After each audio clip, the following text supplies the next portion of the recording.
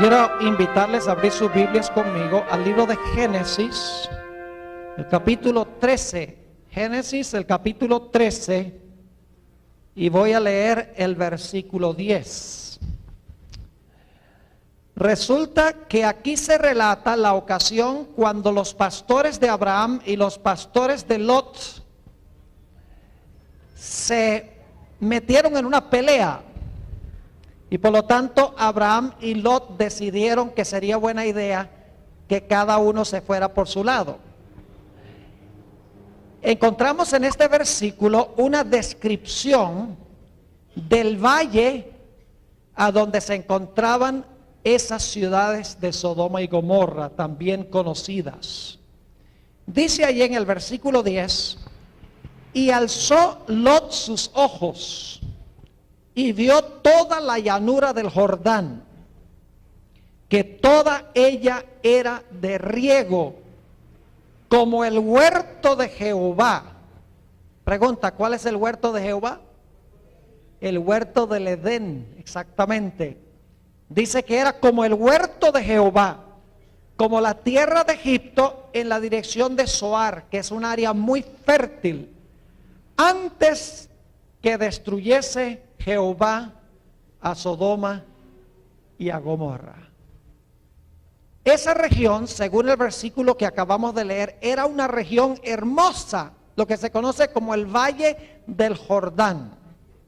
Dice que era como el huerto de Jehová, era tierra de riego, es decir, que producía abundantes productos agrícolas, era fértil. En otras palabras, antes que destruyese Dios las ciudades.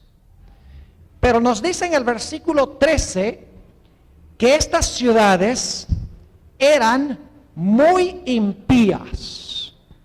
Noten el versículo 13, mas los hombres de Sodoma eran malos y pecadores contra Jehová en gran manera. Hubiera sido fácil para Moisés escribir aquí que los hombres de Sodoma eran malos. Pero no solamente dice que eran malos, sino que eran pecadores. Bueno, está bien, malos y pecadores, pero quiere enfatizar que eran en gran manera. Es decir, este es un lenguaje superlativo. Las ciudades eran supremamente inicuas. Es lo que quiere decir Moisés cuando escribe lo que encontramos en este versículo. Ahora, no voy a dedicar mucho tiempo para hablar de la maldad que había en las ciudades. Había 3 pecados especiales que caracterizaban a las ciudades, y los voy a mencionar nada más de paso. En primer lugar, esas ciudades se destacaban por su perversidad sexual. Se practicaban en las ciudades toda clase de aberraciones sexuales. Nuestra palabra sodomía, sodomizar, viene de Sodoma. Eran ciudades a donde se practicaba la homosexualidad libremente. Y sabemos eso porque, como mencionábamos en nuestro tema de anteanoche, resulta que los ángeles estaban en la casa de Lot y los hombres de Sodoma rodearon la casa y le dijeron a Lot, sácanos a esos hombres porque queremos conocerlos, es decir, queremos tener relaciones sexuales con esos hombres, y eran los hombres de Sodoma. No cabe duda que en las ciudades se practicaba también el incesto, porque cuando Lot salió con sus hijas emborracharon a Lot para que pudieran tener hijos con su propio padre. Eso lo aprendieron en las ciudades a donde ellos vivían. Y si ustedes leen en 2 de Pedro, el capítulo 2, y también en el libro de Judas, se da una descripción de la perversidad sexual que existía en estas ciudades de la llanura. Un segundo pecado era la violencia y la falta de respeto para con la vida. Para los habitantes de Sodoma, la vida de la gente no significaba absolutamente nada. Y eso lo sabemos porque cuando los hombres rodearon la casa de Lot y Lot dijo, no voy a sacar a esos dos hombres, dice allí en Génesis 19 que los hombres hicieron violencia a la casa de Lot. Era su plan tumbar la puerta y matar a ese hombre que según ellos era un extranjero en la ciudad. Es decir, las ciudades se destacaban también por su criminalidad, se destacaban por la violencia, igual que el mundo antediluviano. Dice que la tierra estaba llena de violencia. Un tercer pecado que se menciona, y no voy a leer los versículos, pero en Ezequiel el capítulo 16 y los versículos 48 y 49, dice que un gran pecado de Sodoma y también de Gomorra era abundancia de pan y abundancia de ociosidad, y no corroboró al pobre y al menesteroso. Es decir, el fin de los habitantes de las ciudades era acumular abundancia para ellos, y no les importaba los pobres ni les importaba los menesterosos. Vivían solamente para acumular bienes para sí mismos. Estos tres pecados se destacaban especialmente en las ciudades de la llanura: perversidad sexual, violencia y respeto a la vida, y en tercer lugar, un materialismo graso y desmedido. Y por lo tanto, Dios decidió que iba a destruir no solo a Sodoma y a Gomorra, sino que iba a destruir a todas las ciudades de esa región, las ciudades circunvecinas, como dice en el libro de Judas. Ahora, no vamos a hablar de lo que pasó antes de la destrucción. Quiero ir ahora a hablar de la destrucción en sí que derramó Dios sobre estas ciudades por causa de su impiedad. Vaya conmigo a Génesis el capítulo 19 y vamos a leer el versículo 24 y luego vamos a leer el versículo 28.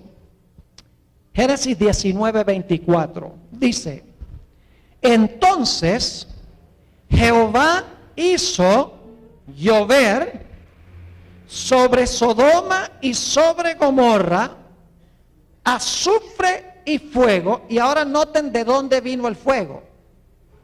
Dice, de parte de Jehová desde los cielos.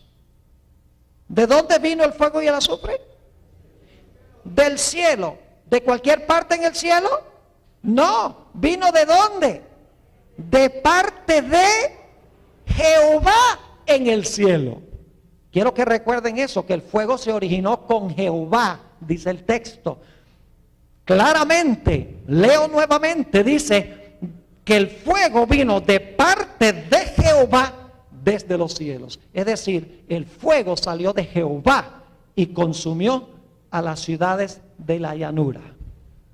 Y quiero que noten el versículo 28, cómo se describe el resultado del fuego que descendió.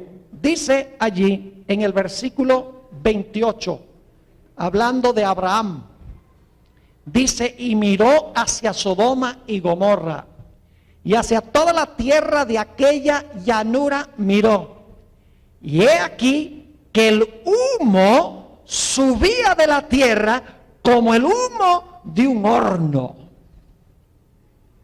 Fuego de parte de Jehová que consumió las ciudades, y dice que el humo subía como el humo de un horno. Ahora, saben, es muy interesante visitar esa región. Yo he tenido el privilegio de visitar esa área 2 veces. Una vez en el lado del Mar Muerto donde está Israel, y en la segunda ocasión pude visitar el lado del país de Jordania. Y lo que me sorprendió la primera vez que visité ese lugar es la terrible aridez que existe en esa región. Allí está el Mar Muerto, y el Mar Muerto está bien nombrado porque es un mar muerto. Usted no ve vegetación, no ve aves, en el agua no hay peces, ni siquiera en el agua hay microorganismos. No hay nada vivo en el Mar Muerto. Es más, el Mar Muerto tiene tanto contenido mineral que le resultaría muy difícil a usted ahogarse en el Mar Muerto. Porque cuando nada en el Mar Muerto flota.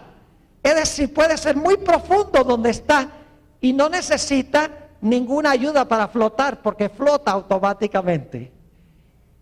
Y si van allá, no se afeiten por la mañana antes de meterse al Mar Muerto porque les va a picar la cara una barbaridad por el contenido mineral que hay allí. ¿Sabían ustedes que el lugar más profundo por debajo del nivel del mar es ese valle donde se encuentra el Mar Muerto? Ahora yo sé que ustedes no miden aquí en pies, pero quedan 1546 pies por debajo del nivel del mar, que son más de 500 metros por debajo del nivel del mar. La cuenca del Mar Muerto. Es decir, que cuando Dios llovió fuego y azufre de parte de Él en el cielo, se abrió una cuenca, un cráter, como si hubiera sido una explosión nuclear. Y es interesante cuando uno viaja por esa región, alrededor del Mar Muerto, especialmente cuando uno viene bajando de la ciudad de Amán, en Jordania, uno baja hasta el nivel del Mar Muerto, y ve uno las formaciones rocosas, y las formaciones rocosas se ven calcinadas, como si algo un incendio terrible hubiese quemado esas piedras, se ven quemadas. Es decir, que el fuego que destruyó a Sodoma y a Gomorra y esas ciudades fue un fuego poderoso, fue más o menos como una explosión nuclear. Quiero que notemos cómo llama la Biblia el fuego que destruyó a esas ciudades. Vayan conmigo al libro de Judas, el versículo 7. Judas, el versículo 7. Ese es el librito que se encuentra inmediatamente antes del libro de Apocalipsis. Judas 7. Dice allí, hablando de Sodoma y Gomorra y las ciudades vecinas, lo siguiente: como Sodoma y Gomorra y las ciudades vecinas, las cuales de la misma manera que aquellos habiendo fornicado, fíjense la idea de fornicación, aberración sexual, dice, habiendo fornicado, he ido en pos de vicios contra naturaleza. Ahí está hablando de la homosexualidad, que es un hábito antinatural. Dice, fueron puestas por ejemplo, sufriendo el castigo del fuego eterno. ¿Qué clase de fuego destruyó Sodoma y a Gomorra? La Biblia dice que el fuego que destruyó a Sodoma y Gomorra fue fuego eterno. Lo dice la Biblia, no lo digo yo.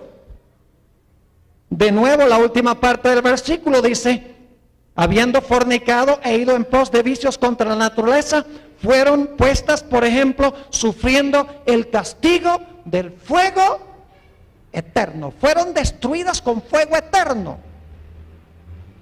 Pero ahora tenemos un problema. Vayan conmigo a 2 de Pedro, el capítulo 2, y vamos a leer el versículo 6. 2 de San Pedro, el capítulo 2 y el versículo 6. Está hablando aquí también de las ciudades de Sodoma y Gomorra. Dice lo siguiente: y si condenó por destrucción a las ciudades de Sodoma y de Gomorra, reduciéndolas a, ¿qué cosa? Ceniza. ¿A qué fueron reducidas las ciudades de Sodoma y Gomorra? Ceniza.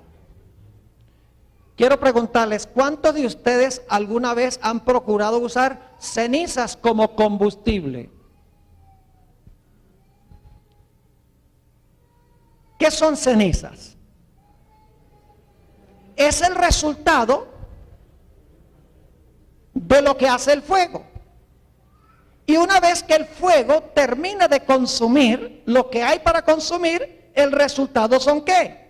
Cenizas. Usted no puede prender cenizas, porque las cenizas son el fruto de consumir por el fuego todo lo que hay para consumir.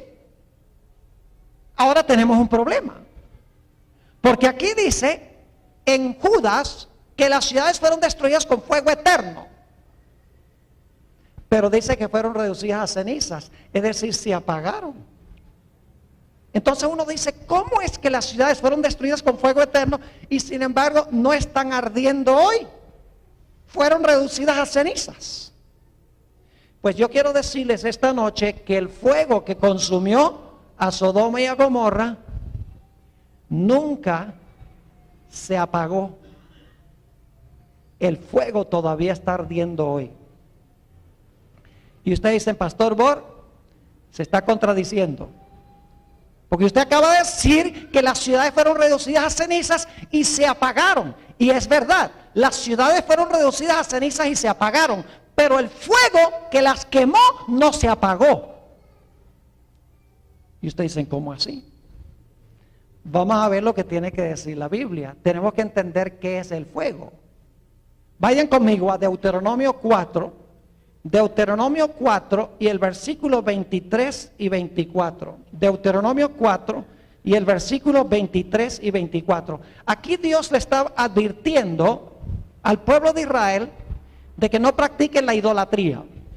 Dice en el versículo 23, guardaos, no os olvidéis del pacto de Jehová vuestro Dios, que Él estableció con vosotros. Y no os hagáis escultura o imagen de ninguna cosa que Jehová tu Dios te ha prohibido. Es decir, no hagas imágenes, no adores a las imágenes. Y ahora explica por qué razón. Versículo 24. Porque Jehová tu Dios es fuego consumidor, Dios celoso. ¿Qué es Dios? Dios es fuego consumidor. ¿De dónde vino el fuego que consumió Sodoma y Gomorra? De Dios, de Jehová. El fuego consumidor es ¿quién? Es Dios. Ahora vamos a un texto en el Nuevo Testamento. Vayan conmigo al libro de Hebreos, el capítulo 12, y vamos a leer los versículos 28 y 29. Hebreos 12, 28 y 29. Dice lo mismo que acabamos de leer en el Antiguo Testamento. Así que, recibiendo nosotros un reino inconmovible, tengamos gratitud y mediante ella sirvamos a Dios, agradándole con temor y reverencia. Es decir, debemos agradar a Dios con temor y reverencia. Y luego nos explica por qué. Dice, porque nuestro Dios es ¿qué cosa? Nuestro Dios es fuego consumidor. Entonces, ¿quién es el fuego? Dios es el fuego consumidor, según estos dos versículos. Ahora yo pregunto, ¿por cuánto tiempo ha sido Dios fuego consumidor? ¿Solo desde que destruyó Sodoma y Gomorra es fuego consumidor? ¿O será que Dios por la eternidad ha sido fuego consumidor? ¿Les parece que Dios siempre ha sido fuego consumidor? Claro que sí, porque Dios es eterno. Ahora, si Dios es eterno y Dios es un fuego consumidor, entonces el fuego debe ser ¿qué? Eterno. Ahora, yo quiero explicarles algo. No es que Dios sea un montón de llamas de fuego. En realidad, el fuego es un símbolo que representa algo en cuanto a Dios. Vayan conmigo a Éxodo, el capítulo 24, y vamos a empezar leyendo en el versículo 15. Éxodo 24 y el versículo 15. Dice aquí, el pueblo de Dios está al pie del monte Sinaí. Y dice en el versículo 15, entonces Moisés subió al monte y una nube cubrió el monte. Gracias a Dios que una nube cubrió el monte, porque si no, no hubiera quedado nadie vivo allí, de los que estaban acampando. Versículo 16. Y la gloria de Jehová, ¿qué cosa? la gloria de Jehová reposó sobre el monte Sinaí, y la nube lo cubrió por 6 días. Y al 7º día llamó a Moisés de en medio de la nube. Es decir, Dios estaba dentro, cubierto por la nube, y llama a Moisés y le dice, entra a la nube. Y ahora noten el versículo 17, el versículo clave dice, y la apariencia, escuchen bien, de la gloria de Jehová era como un fuego abrasador en la cumbre del monte a los ojos de los hijos de Israel. ¿Qué es lo que era como un fuego abrasador? ¿La qué? La gloria de Jehová. Entonces, ¿en qué sentido es Dios fuego consumidor?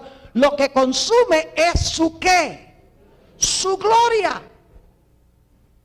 Y Dios cubre su gloria. Mire, si Dios ahorita mismo quitara el velo que cubre su gloria, todo el mundo sería calcinado.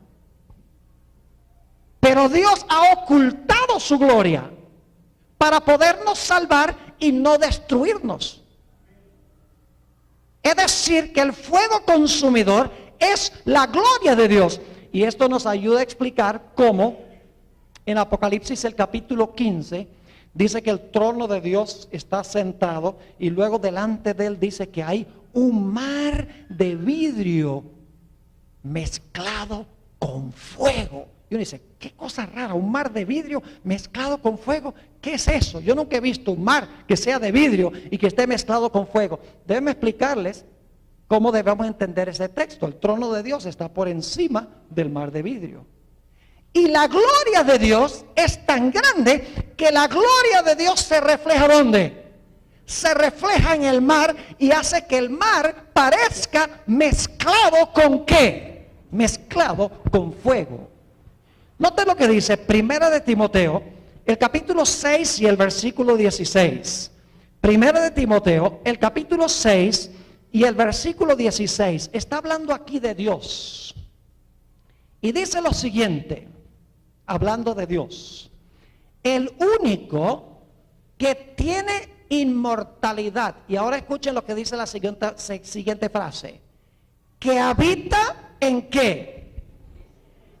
En luz inaccesible, a quien ninguno de los hombres, en su estado pecaminoso se entiende, a quien ninguno de los hombres ha visto ni qué, ni puede ver. En la condición en que estamos, no hemos visto a Dios, ni lo podemos ¿qué? Ni lo podemos ver, porque ¿qué sucedería? Inmediatamente seríamos consumidos por la gloria de Dios, que es un fuego consumidor. Lo que hizo Dios con Sodoma y Gomorra es que por un instante en esa región Dios levantó el velo que cubría su gloria. Y la gloria de Dios consumió las ciudades de Sodoma y Gomorra. Mañana en la noche vamos a estudiar otra historia donde Dios también quitó por un momento el velo que ocultaba su gloria. La historia de Nadab y Abiú. Los sacerdotes entraban al santuario y no había ningún problema si estaban bien con Dios. Pero con Nadab y Abiú desobedecieron a Dios metiendo fuego extraño, y dice que de Dios salió ¿qué cosa? Fuego, y los consumió. Nuevamente, ¿dónde se originó el fuego? En Dios. Dios quitó la nube o el velo que ocultaba su gloria e inmediatamente quedaron destruidos. Es decir, el fuego es eterno porque el fuego es el producto de la gloria de Dios y la gloria de Dios es eterna. Dios siempre ha tenido su gloria. ¿Me están entendiendo lo que estoy diciendo? Ahora, las ciudades de Sodoma y Gomorra se apagaron, pero no el fuego que las quemó. Los resultados del fuego fueron eternos, porque las ciudades quedaron destruidas de una vez por todas, pero el fuego que las consumió sigue ardiendo. ¿Por qué razón? Porque Dios es ese fuego consumidor. ¿Están entendiendo? Ahora podemos comprender por qué razón la Biblia dice que los impíos serán echados al fuego eterno. ¿Y saben lo que dicen muchas personas que leen la Biblia sin cuidado? Dicen, ve, ahí dice que los malos se van a quemar eternamente. Eso no es lo que dice la Biblia. La Biblia dice que el fuego es eterno, pero no dice que los impíos son eternos. ¿Me están entendiendo? ¿Se apagaron Sodoma y Gomorra? Sí. ¿Fueron quemados con fuego eterno? Sí. ¿El fuego aún arde hoy? Sí, porque es la gloria de Dios. Lo mismo sucede cuando los impíos sean echados en el fuego eterno. Ellos van a ser reducidos ¿a qué? A cenizas. Pero el fuego que los destruyó seguirá ardiendo, porque el fuego es la gloria de Dios. Y la gloria de Dios es eterna. Ahora vamos a leer un par de versículos de la Biblia que hablan sobre lo que va a pasar con los impíos. Noten Malaquías, el capítulo 4. Malaquías, el capítulo 4, el último libro del Antiguo Testamento. Y vamos a leer los versículos 1 hasta el versículo 3. Malaquías 4. Y vamos a leer los versículos 1 al 3. Dice allí, porque he aquí, viene el día ardiente como un horno, y todos los soberbios y todos los que hacen maldad serán estopa. ¿Sabe lo que es estopa?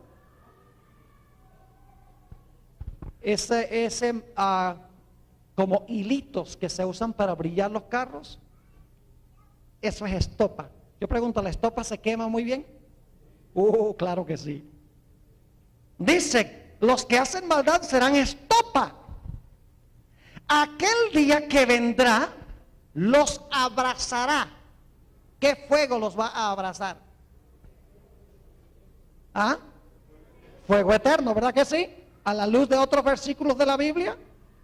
Ha dicho Jehová de los ejércitos, y ahora escuchen esto, y no les dejará ni raíz ni rama. ¿Cuánto va a quedar de la raíz? ¿Cuánto va a quedar de las ramas? ¿Quién es la raíz? ¿Quién es la raíz del mal? Satanás. ¿Y las ramas quiénes son? Sus seguidores. ¿Cuánto va a quedar de la raíz de Satanás y de sus seguidores? ¿Cuánto va a quedar? Nada. Dice, no le dejará ni raíz ni rama. ¿Qué va a hacer el fuego?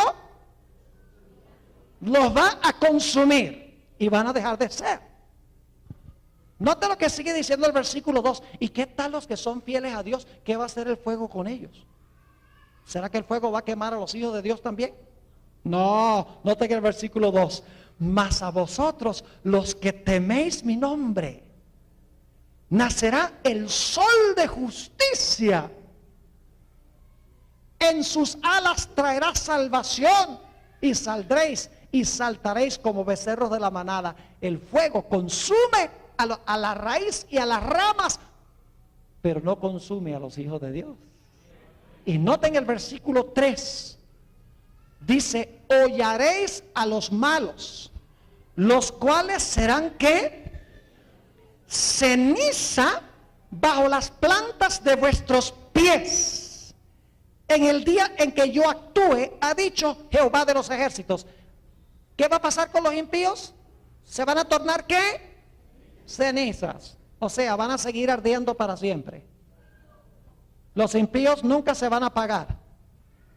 La Biblia dice que se van a apagar porque dice que serán reducidos a cenizas. No quedará ni raíz ni rama.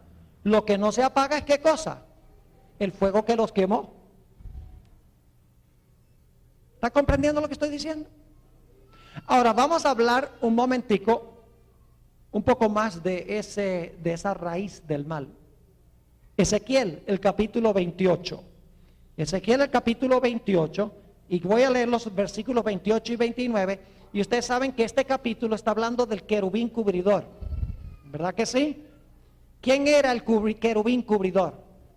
Se llamaba Lucifer. Y estaba ahí al lado del arca de Dios en el cielo. Estaba cerquita de Dios cuando era fiel. Pero escogió pecar. Y fíjense lo que va a pasar finalmente con él. Ezequiel 28 y el versículo 18 y 19. Dice: con la multitud de tus maldades y con la iniquidad de tus contrataciones profanaste tu santuario. Yo pues saqué fuego de en medio de ti, el cual te consumió. Y te puse ¿en qué? En ceniza sobre la tierra a los ojos de todos los que te miran. Todos los que te conocieron de entre los pueblos se maravillarán sobre ti. Espanto serás y para siempre seguirás existiendo. ¿Qué dice el texto? Dice: espanto serás y para siempre dejarás de ser. ¿Qué significa dejar de ser? ¿Ser o no ser? Esa es la pregunta. Ser significa que ¿qué? Vivo. Y no ser significa que ya no existo. Eso es lo que quiere decir el idioma. Entonces, ¿qué va a pasar con Satanás? ¿Va a ser reducido a cenizas y finalmente se va a apagar, sí o no? Claro que se va a apagar y luego para siempre ¿qué? Dejará de ser. ¿Va a pasar lo mismo con los impíos? Claro que sí. Y después de eso, ¿Dios va a continuar siendo el fuego consumidor? ¿Dios todavía va a ser fuego consumidor? ¿Dios todavía va a tener su gloria? Claro que sí. Es decir, el fuego que consumió Sodoma y Gomorra nunca se apagó. Porque el fuego era la gloria de Dios. Lo que se apagaron fueron las ciudades.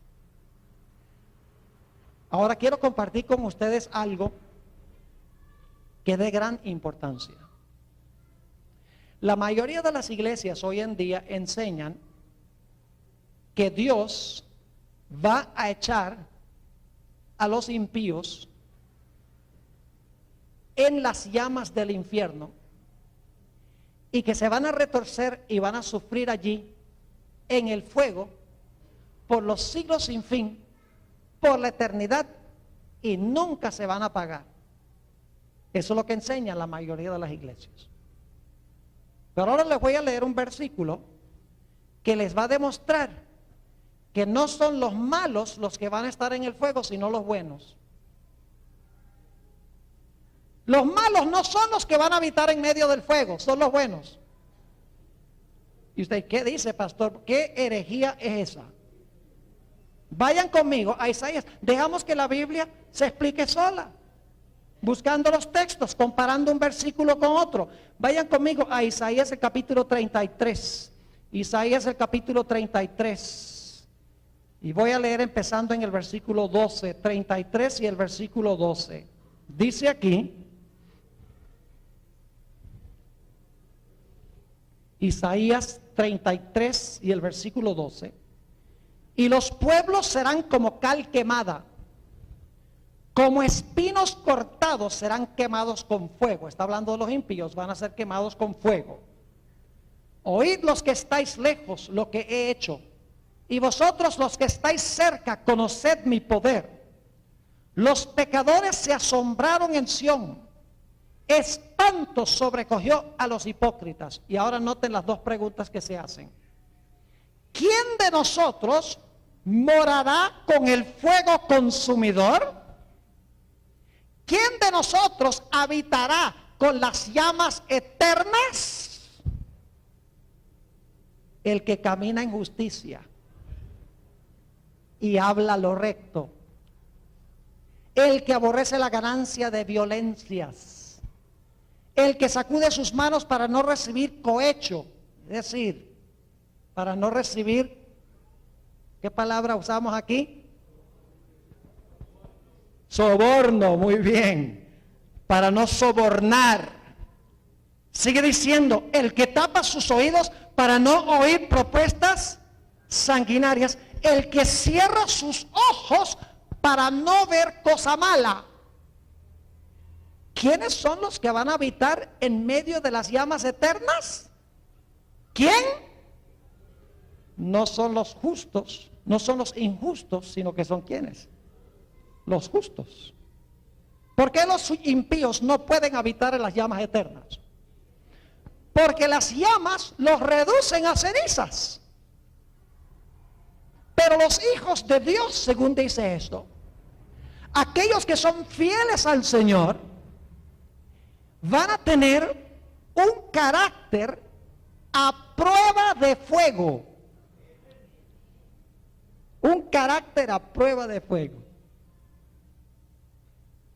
Mis queridos hermanos y hermanas, apreciadas visitas, hay una preparación muy necesaria para nosotros poder habitar en la presencia de Dios. Me temo que la mayoría de nosotros no estamos preparados para habitar en la presencia de un Dios santo, de un Dios cuya gloria es un fuego consumidor. No tenemos el carácter que haga posible que nosotros habitemos en la presencia de un Dios cuya gloria es un fuego consumidor.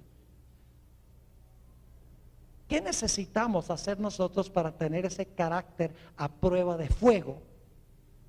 Hay varios versículos en el Nuevo Testamento que nos explican qué necesitamos hacer para poder vivir allí en medio de las llamas y no ser consumidos. Noten lo que dice Mateo el capítulo 5 y el versículo 8.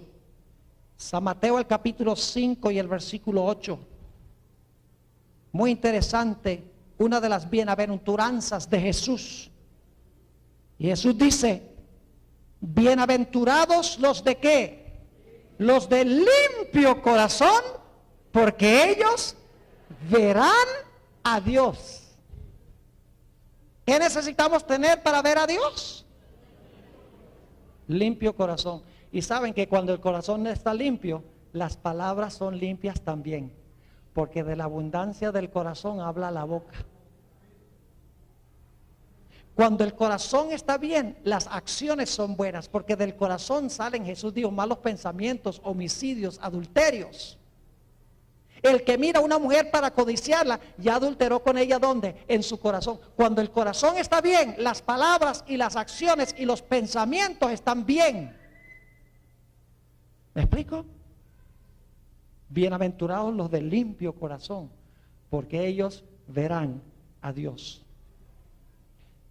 Cuando yo era un niño estudiando en Caracas, Venezuela, mi primaria, a veces se me escapaba alguna palabra mala en la escuela y la maestra escuchaba y llamaba a mis padres y les contaba que yo había hablado una mala palabra en la escuela.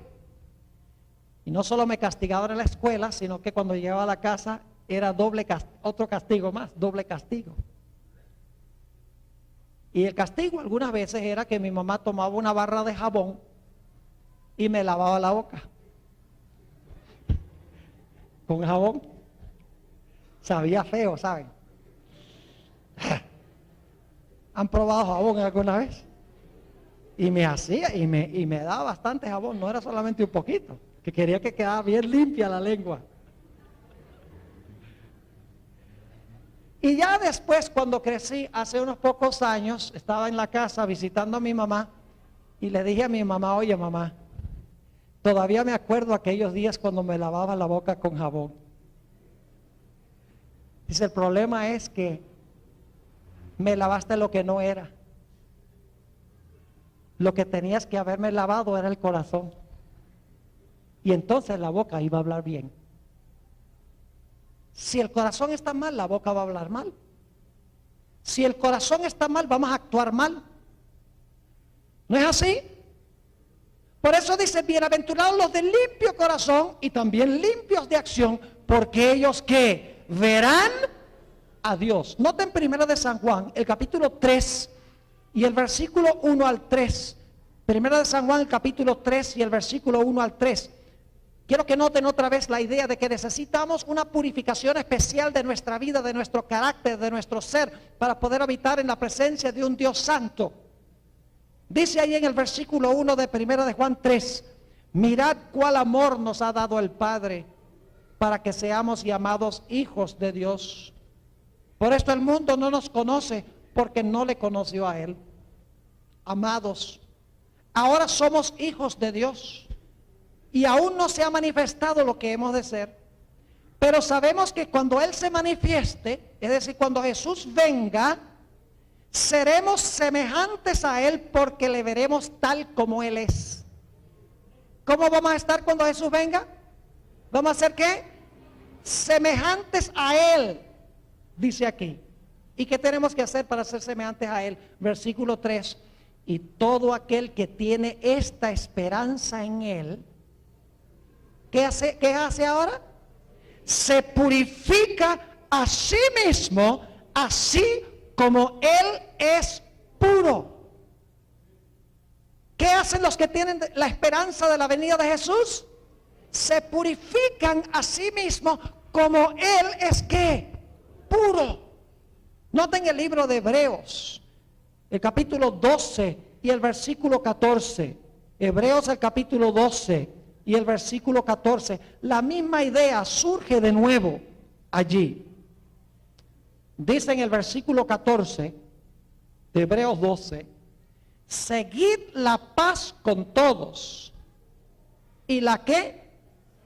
Y la santidad, sin la cual nadie verá al Señor. Bienaventurados los de limpio corazón, porque ellos verán a Dios. Cuando Él venga, ¿le qué? Le veremos como Él es y nos purificamos en preparación. Aquí dice, sin la santidad nadie ¿qué? Nadie verá al Señor. Hay una preparación especial ahora necesaria para vivir en la presencia de un Dios santo. Necesitamos tener pureza en nuestra vida para vivir en la presencia de un Dios santo. Absolutamente. Note lo que dice en segunda de Pedro el capítulo 3, segunda de San Pedro el capítulo 3 y el versículo 10. Segunda de San Pedro el capítulo 3 y el versículo 10 dice, pero el día del Señor vendrá como ladrón en la noche, en el cual los cielos pasarán con gran estruendo y los elementos ardiendo serán deshechos. Fíjense, este es el mismo fuego que destruyó Sodoma y Gomorra, solo que esto va a ser global. Dice, los elementos ardiendo serán deshechos y la tierra y las obras que en ella hay serán quemadas. Y luego noten lo que dice, puesto que todas estas cosas han de ser deshechas, ¿cómo debéis vosotros andar en santa y piadosa manera de vivir? Como sabemos que el fuego va a consumir, ¿cómo debemos vivir? En santa y piadosa manera de vivir, esperando y apresurándoos para la venida del día de Dios, en el cual los cielos encendiéndose serán deshechos y los elementos siendo quemados se fundirán. Y luego dice, pero nosotros esperamos, según sus promesas, cielos nuevos y tierra nueva, en los cuales mora la justicia. Vez tras vez en el Nuevo Testamento, cuando se habla de la segunda venida, se habla de la necesidad que tenemos de pureza en nuestra vida, porque le vamos a ver cara a cara, según Apocalipsis 22 y el versículo 2 y 3, veremos su rostro. Y su nombre estará en nuestras frentes. Pero si estamos entre el grupo de los impuros, de los impíos, no podremos vivir en la presencia de un Dios santo. Ahora, alguno estará diciendo, Pastor Boris, ¿cómo podemos purificarnos? Porque lo que yo les he dicho es, les he leído versículos donde dice que tenemos que purificarnos. Tenemos que tener un carácter a prueba de fuego. Pero ¿cómo se logra eso? Les voy a leer algunos versículos que dan el secreto. Saben que una de las preguntas que la gente me hace más a menudo que cualquier otra es, Pastor, ¿cómo puedo yo vencer el pecado? Como que lucho con este pecado, vez tras vez, siempre sigo cayendo en el mismo pecado. ¿Cómo puedo vencer ese pecado? Tal vez tenga que ver con lo que estamos escuchando y con lo que estamos viendo. Vamos a leer el secreto que da la Biblia de cómo podemos purificarnos para estar listos cuando Jesús venga y poder habitar en medio del fuego consumidor. Note lo que dice el Salmo 119. Salmo 119 y el versículo 9 al 11.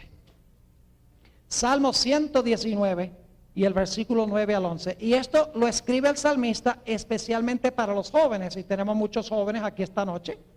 Así que este texto especialmente es para los jóvenes, aunque también nos cabe a todos. Dice ahí en el versículo 9, ¿con qué limpiará el joven su camino? La palabra camino significa su conducta. ¿Cómo lo hace? Con guardar tu palabra. ¿Y cómo guardamos la palabra?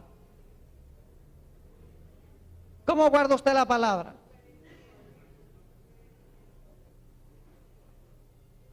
¿Tiene que leerla para guardarla? ¿Tiene que escucharla para guardarla? Claro que sí. ¿Con qué limpiará el joven su camino? Con guardar tu palabra. Con todo mi corazón te he buscado, no me dejes desviarme de tus mandamientos. Y ahora escuchen el versículo 11. En mi corazón he guardado tus dichos para no pecar contra ti. ¿Cuál es el secreto para no pecar contra Dios?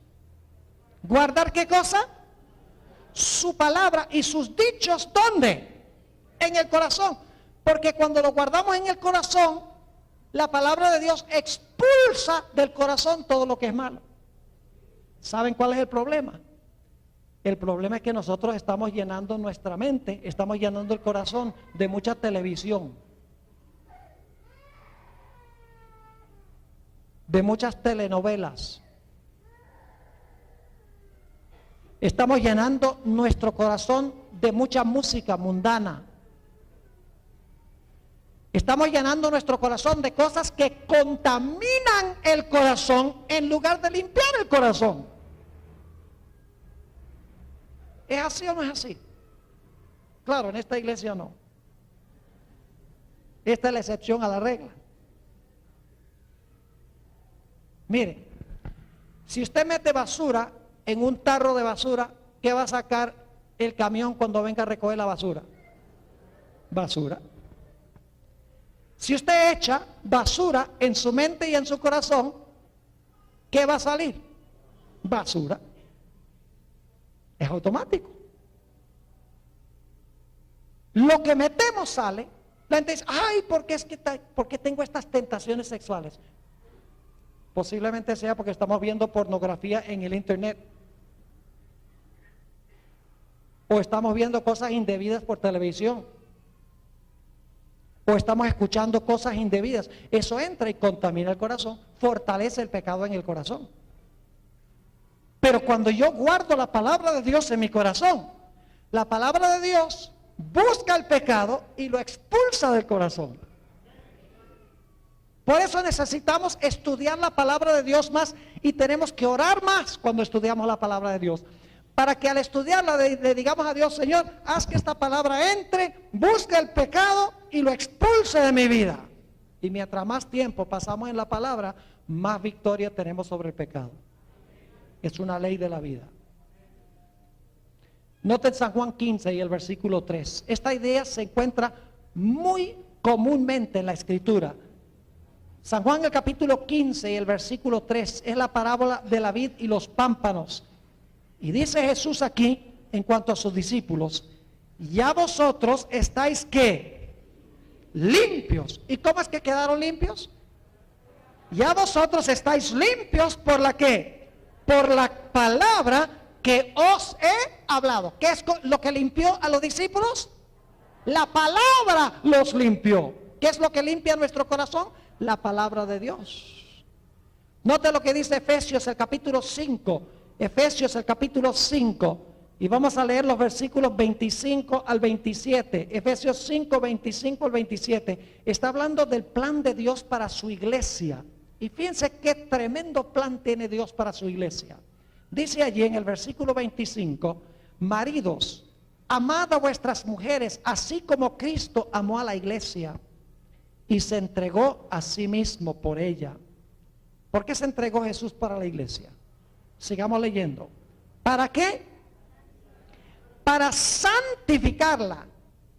¿Y cómo es que la santifica? Sigamos leyendo. Para santificarla, habiéndola ¿qué? Purificado en el lavamiento del agua por la palabra. Ahora, cuando dice lavamiento, ¿qué es lo que lava? El agua, ¿verdad que sí? Es decir, escuchen bien, el agua es el Espíritu Santo y el jabón es la palabra. Porque dice que es a través del agua por la palabra, el agua por el jabón. La palabra es el jabón y el Espíritu Santo es el agua que va con el jabón. Y cuando la palabra entra al corazón, guiada por el Espíritu Santo, cuando oramos al Espíritu Santo, el Espíritu Santo toma la palabra, que son puras letras y palabras, y hace que esa palabra sea viva y que penetre a la mente y al corazón. Y entonces el Espíritu Santo, por la palabra, limpia la suciedad que está en el corazón. No podemos ser limpios al menos que la palabra entre por medio de la oración. Vamos a un texto más. Segunda de Corintios, el capítulo 3. Este es uno de mis textos favoritos. Segunda de Corintios 3 y el versículo 18. Dice el apóstol San Pablo: por tanto nosotros todos, mirando a cara descubierta como en un espejo la gloria del Señor. ¿Qué es lo que miramos? La gloria del Señor. ¿Somos qué? Transformados. ¿Cómo es que somos transformados? ¿Mirando qué? Mirando la gloria del Señor. ¿A dónde encontramos la gloria del Señor? ¿A dónde encontramos revelado a Jesús? En su palabra. Sí, porque no está aquí personalmente. En su palabra es que vemos a Jesús. Dice que contemplando a cara descubierta como en un espejo la gloria del Señor, somos transformados, no necesariamente inmediatamente, porque mientras más lo contemplamos, más somos como Él. Es un proceso. Dice, somos transformados, o una mejor traducción sería, estamos siendo transformados, porque el verbo es continuo. Estamos siendo transformados de gloria en gloria. ¿En la qué? En la misma imagen. ¿Y cómo se hace? ¿Cómo por quién? Por el Espíritu del Señor. ¿Saben cuál es la palabra que se usa aquí? Transformados. Es la palabra griega metamorfoo. ¿Qué palabra en español viene de metamorfoo? Metamorfosis. ¿Saben lo que es una metamorfosis? Fíjense que cuando yo enseñé teología aquí en UNAC, los conquistadores me invitaban a veces para subir al Picacho. En esa época no había civilización por allá. Y caminábamos desde la iglesia central aquí hasta el Picacho, a pie. Y lo hicimos más que una vez. Y durante toda mi vida, durante toda mi vida, menos los últimos años, que ya me da lástima, he cazado mariposas. He dedicado muchísimo tiempo en el pasado a cazar mariposas. Y allá en el Picacho hay unas mariposas así azules. En realidad no se puede decir que son azules, porque cuando uno las mira son transparentes, pero cuando fulguran en el sol se ponen como moradas, azules, cambian de colores, son lindísimas. Y entonces yo iba y allá cazaba las mariposas. ¿Saben ustedes de dónde salieron esas mariposas? De un gusano. ¿Y qué pasó con el gusano? Es uno de los milagros de la naturaleza. Uno ve ese gusano ahí en una hoja y luego el gusano va y se pega a la pared o se pega a un árbol y empieza a tejer una crisálida o un capullo y se encierra. Y fíjense qué interesante, que se encierra en el capullo o la crisálida, y la crisálida toma el mismo color del lugar a donde se encuentra el capullo. El camuflaje es perfecto, porque no tienen protección. Los pájaros les encanta comer eso, pero si los pájaros no lo pueden ver, no se lo pueden comer. Y luego, después de unos días, la crisálida empieza a moverse violentamente, y de la crisálida no sale un gusano. ¿Qué sale? Una mariposa. Y uno dice, ¿cómo es esto? Entró un gusano y salió una mariposa. Eso es metamorfosis. Cuando contemplamos a Jesús en su palabra y oramos para que el Espíritu Santo use la palabra para limpiar la mente y para limpiar el corazón, cuando reflexionemos sobre Dios, cuando meditamos sobre Dios y nos olvidamos de todas las cosas, las distracciones del mundo, se realiza en nuestra vida una metamorfosis, que es la palabra que se usa aquí, una transformación, de tal manera que después de un tiempo la gente ni nos reconoce. Este no es la misma persona. Es que antes se emborrachaba y ahora no. Antes maltrataba a la esposa y ahora no. Antes hablaba vulgaridades y ahora no le salen sino palabras bonitas. Antes tenía aventuras con otras mujeres que eran una de su esposa y ahora no, ahora es fiel a la esposa. ¿Qué pasó con esta persona? He visto suceder esto con muchas personas, una transformación radical. Lo que han hecho es que han decidido, en vez de dedicar su mente a las cosas que ensucian el ser, han decidido dedicar su atención a las cosas que limpian. Porque la palabra entra por el Espíritu y purifica la mente y el corazón del pecado. Y solamente aquellos que hayan sido purificados por la palabra de Dios a través de la instrumentalidad del Espíritu Santo tendrán un carácter a prueba de fuego que podrá habitar en la presencia de un Dios santo. Entonces tenemos mucho que hacer. ¿No han visto ustedes una vez? Yo no sé, tal vez ustedes no conocen a una pareja de apellido Rocha. Yo sé que el pastor Carmona sí sabe quiénes son. El hermano Rocha murió, pero la esposa todavía vive. Son más o menos, son bajitos así, o eran bajitos. Y tenían más o menos la misma estatura. Y quién sabe cuántos años tenían de casados, 40, 50 años de casados. Y uno los veía caminando por la calle, y era como si fueran conquistadores. Y uno les miraba la cara y hasta se parecían. Y hasta hablaban parecido. Y pensaban parecido. Yo dice, ¿y dónde se encontraron estos que eran tan parecidos? Es que no eran tan parecidos cuando se casaron. Pasaron tiempo juntos y llegaron a parecerse. Así es con Jesús. Cuando pasamos tiempo con Jesús, caminamos como Jesús y hablamos como Jesús y vamos a donde va Jesús.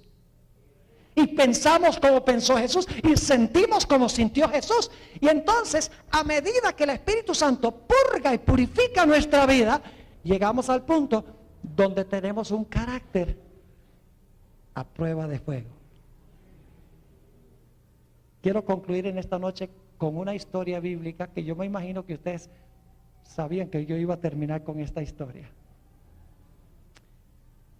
Había 3 jóvenes que fueron llevados a los 18 años a Babilonia. 3 jóvenes arrancados de su hogar, de su familia, de su tierra, de su cultura, de su idioma, y llevados centenares de kilómetros de Jerusalén a Babilonia. Desde el momento que ellos llegaron a Babilonia, ellos decidieron que iban a ser fieles a Dios, aunque se desplomaran los cielos. La primera prueba que tuvieron esos jóvenes fue una prueba no tan grande, Su vida no estaba en juego.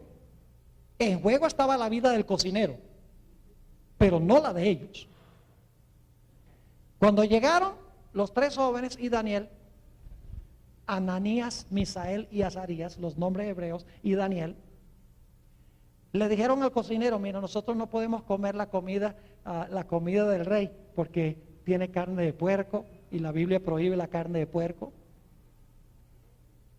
Y quién sabe qué otras cosas habían ahí que eran inmundas. Y dijeron: y no podemos beber el vino tampoco del rey, porque la Biblia dice que el vino es escarnecedor y la cerveza alborotadora. Así que queremos pedirte un favor. En vez de darnos las comidas del rey y la bebida alcohólica del rey, lo que queremos es que nos den agua de beber y vegetales. Y el cocinero se alarmó. ¿Qué? Se van a volver raquíticos, débiles, flacos. Y cuando el rey los llame, los va a encontrar todos enfermos. Y adivinen a quién le van a echar la culpa: al cocinero. No, dice, no es posible. Entonces Daniel dice: está bien, yo entiendo tu preocupación, que no has ido a un curso de culinaria vegetariana. Pruébalo por 10 días. Y después de 10 días, si ves que estamos raquíticos y débiles y enfermos, suspendemos el plan. Y el cocinero dijo: bueno, 10 días está bien. Y los probó 10 días. Y dice la Biblia que después de 10 días estaban más rosaditos de rostro. Escuchen bien, aquellos que creen que ser vegetariano es parecerse a un esqueleto. Dice que eran más robustos de rostro, más inteligentes, y dicho sea de paso, más moralmente rectos. Porque lo que comemos y bebemos afecta en realidad la vida moral. Si no lo creen, una persona que es sobria, nunca le sale una mala palabra de la boca, pero cuando está borracho, ¡ja!, le sale una chorrera de palabras que uno no sabía que ni siquiera que estaban en la mente. Porque nuestra dieta y nuestra bebida tiene implicaciones morales. Lo que comemos y bebemos nos ayuda a ser más firmes o nos debilita para ceder a las tentaciones. Y dice la Biblia que después de un año los halló 10 veces mejores a estos jóvenes que todos los otros jóvenes que comían la comida del rey y bebían la bebida del rey. Desde que llegaron decidieron que iban a obedecer la palabra de Dios e iban a ser fieles a Dios. Menos mal que lo hicieron, porque poco después vino una prueba grande. Nabucodonosor levantó una imagen gigantesca de oro y mandó a todos los que estaban presentes que se inclinaran y adoraran esa imagen o esa estatua de oro. Y cualquiera que no adorara la imagen de oro iba a ser echado en un horno de fuego ardiendo. Cuando sonaron los instrumentos musicales, todos los que estaban allí, que eran muchos, probablemente eran miles que estaban allí, se arrodillaron ante la imagen, pero los tres jóvenes se quedaron parados. ¿Tenían altos valores morales los muchachos? ¿Por qué razón? Porque habían escogido ser fieles a Dios en las cosas pequeñas. Y el rey Nabucodonosor los mandó a llamar, les dijo: ¿qué es esto que yo oigo que ustedes no se arrodillaron ante la imagen? Ellos dijeron: es verdad, oh rey, no nos arrodillamos porque nosotros no servimos a los dioses de Babilonia, somos fieles al Dios del cielo. Y el rey le dice: ¿ustedes no ven el horno ahí? Si ustedes no se arrodillan cuando oyen los instrumentos musicales, allá van a parar. ¿Y qué Dios los va a librar de mis manos? Y los tres jóvenes dicen: rey, no tenemos que responderte en esta cosa, no tenemos que pensarlo, ya está decidido. Nuestro Dios, a quien nosotros servimos, nos puede librar del horno de fuego. Y si escogen no librarnos, igual no vamos a arrodillarnos y no vamos a servir tus dioses. Yo pregunto, ¿tenían absoluta lealtad a Dios? ¿Aún al punto de estar dispuestos a entregar sus vidas? Sí, Señor. Eso es lo que significa tener un carácter a prueba de fuego. Significa tener lealtad absoluta a Dios, que nos lleva a obedecerle sin reservas. Nabucodonosor se enfureció y dijo: calienten ese horno 7 veces más caliente que lo que se suele hacer. Y no creo que haya tenido un termómetro. Lo que quiere decir el número 7 es que Nabucodonosor dice: calienten esa cosa completa y totalmente. Indicado por el número 7 significa totalidad. Es decir, caliéntenlo hasta que no lo puedan calentar más de ahí. Y lo calentaron. Y cuando el fuego estaba ardiendo, dice que ataron a los 3 jóvenes, estos 3 jóvenes leales, con un carácter inconmovible, con un carácter de lealtad 100% a Dios, porque habían escogido obedecer a Dios en las cosas pequeñas, ser fieles a Dios en las peores circunstancias. Dice que unos hombres muy fuertes los ataron, los tomaron y los echaron en el horno. Y dice la Biblia que el fuego estaba tan caliente que mató a los soldados que los echaron. Terrible. Y cayeron los 3 jóvenes dentro del horno de fuego. Y este era fuego humano. Pero ilustra un principio muy importante. Cayeron en el horno. Y Nabucodonosor dice: misión cumplida. Y de repente ve, porque en realidad este era un horno para cocer ladrillos, para construcción. Ustedes saben que para eso se exige mucho calor, para cocer ladrillos. Y Nabucodonosor miró por una de las ventanillas y le dice a sus asistentes: oye, ¿no echamos nosotros a 3 jóvenes en ese horno? Sí, rey, fueron 3. Y Nabucodonosor dice: pero está raro. Yo veo a 4 en el horno y se están paseando. Y el cuarto es semejante al Hijo de Dios. Y algunos dicen: ¿y cómo sabía Nabucodonosor cómo se veía el Hijo de Dios? Porque en Daniel 2, Daniel le había dicho a Nabucodonosor cómo se parecía. Así lo dice el Espíritu de profecía. Y Nabucodonosor, alarmado, dice: Sadrach, Mesach y Abednego, salgan del horno. Y salieron del horno. Y fíjense, cuando Dios libra, libra de verdad. Dice la Biblia que lo único que se había quemado eran las sogas. Dice que no se había quemado ni un solo pelo de la cabeza. Ni siquiera dice allí que olían a humo. Estaban enteritos. Y este fue uno de los pasos que llevó finalmente a la conversión de Nabucodonosor. No se convirtió ahí, se convirtió en el capítulo 4, pero ya esto lo llevó en camino a la conversión. Yo pregunto, ¿esos 3 jóvenes tenían un carácter a prueba de fuego? Sí. ¿Quién los protegió del fuego? Jesús. Así va a pasar con los hijos de Dios al final de la historia, cuando se levante la imagen de la bestia. Porque Nabucodonosor por un tiempo se comportó como bestia. Dios lo mandó a ser vegetariano por 7 años. Comió hierba, dice la Biblia. Es decir, Nabucodonosor, que comportó como bestia, levantó una imagen, mandó que todos adoraran la imagen que había levantado, y el que no adorara la imagen sea muerto. Yo pregunto, ¿Apocalipsis 13 presenta un panorama global semejante a ese? Claro que sí. Dice que la bestia levantará su imagen, mandará que todos adoren la imagen de la bestia, y los que no adoren la imagen de la bestia sean ¿qué? Muertos.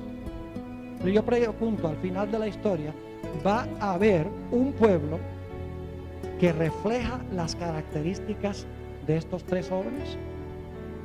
Sí, Señor. Van a tener lealtad absoluta y completa y sin reservas a Dios. Y eso no se forma por accidente. se forma por una consagración diaria a Dios, llenando nuestra mente de cosas buenas, viniendo a la iglesia, escuchando sermones buenos, leyendo libros buenos, leyendo la palabra de Dios, escuchando música buena, cristiana. Es decir, llenando nuestra mente de lo que nos hace más como Jesús. Y cuando venga esa prueba, mis hermanos y hermanas, apreciadas visitas, no habrá nada en este vasto mundo que pueda sacudir la fe del pueblo de Dios.